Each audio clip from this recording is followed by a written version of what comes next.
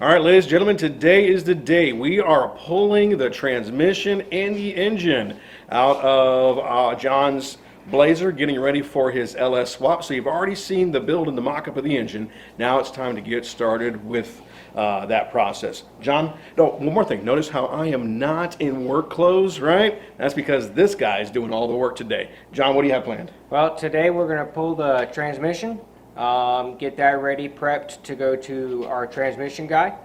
Something I can do, but he's got tricks and secrets that he's been building these transmissions for a very long time, so he's going to do some upgrades to it that I don't feel comfortable doing, getting into the valve body, which we'll get into that later. We're going to pull the 4.3 liter out of my 04 Blazer. So we've got those two big projects today, and we're going to get the coolant drained out first, then get the tranny, and we will have a nice video of little tips and secrets to make life a little easier. Good deal, and we just got a quick little introduction on things that we noticed when we had the vehicle in the air, and then right after that we're just going to video montage it and show them yanking the stuff out. So enjoy the music, enjoy the video montage, and here we go. All right, John, I noticed that we have a lot of oil dripping off the filter, of the engine filter itself. Is this one of the reasons that you're also deciding to kind of change this motor out? Yes, that is kind of the reason. The oil pans are common to leak on these. There's also the upper housing is an O-ring. They tend to leak. But the oil issue isn't as severe as the transmission. All right, what's going on with the transmission back here? So basically right now what we got is obviously the pan's leaking pretty good, which is typical for never been serviced before. It's got 140,000 miles on it. The engine, it still shifts great. The engine runs good, but you see it leaks out quite a bit. So we're going to go ahead and have that rebuilt to handle the extra power that we're going to be putting to it. Also, the front pump seal is leaking.